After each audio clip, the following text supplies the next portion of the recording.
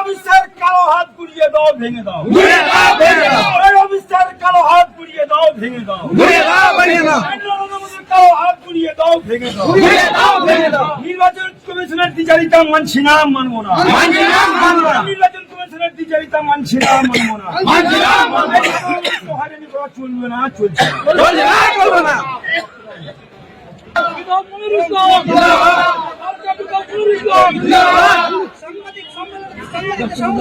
তিনি জানালেন নরেন্দ্র মোদী একেবারে তার বাবার কথা ছেড়ে জন্মাঞ্চার বর্ষক মেয়ে করেছে জন্মাঞ্চে একেবারে তার তথ্য যারা আমাদের সাত করা ছেলে মেয়ে সেই তথ্য তাকে দেখানো হচ্ছে না। পশ্চিম বাংলায় মুসলিম সম্প্রদায়ের মানুষের জন্য এইরকম হয়রানি চক্রান্ত চলছে না, চলবে না, চলছে না, চলবে না। বিধানসভায় মনিরুল ইসলামের নেতৃত্বে আমরা এটা মানছি না, মানবো না। মনিরুল ইসলাম বিধায়ক সাহেবের নেতৃত্বে স্যার মানছি না, মানবো না। কোন পার্টির এখানে নিয়ে চক্রান্ত নয়, এখানে সর্বসাধারণ মানুষের সমর্থন নেই, এটা আর মানছি না, মানবো না। সাধারণ মানুষের ক্ষেত্রে, সাধারণ মানুষের উপকারের ক্ষেত্রে এটা আর মানছি না, মানবো না। এটা আমাদের জীবন যাই বা থাকুক, তাতে আমাদের কোনো আপত্তি নাই। বিরাট মনিরুল ইসলাম সাহেব নিজেই স্বীকার করছেন এটা এর জন্য আমাকে গুলি খেতে হয়, আমি গুলি খেতে প্রস্তুত আছি। আরেকটা বাসের জন্য বিধায়ক মনিরুল ইসলাম সবাই প্রস্তুত আছে। একেবারে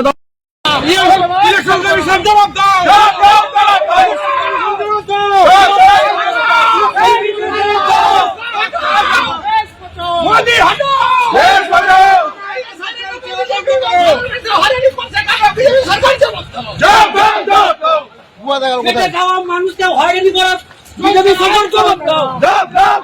এটা খাওয়া মানুষকে হয়রানি করছে কেন বিজেপি সবার জবাব দাও।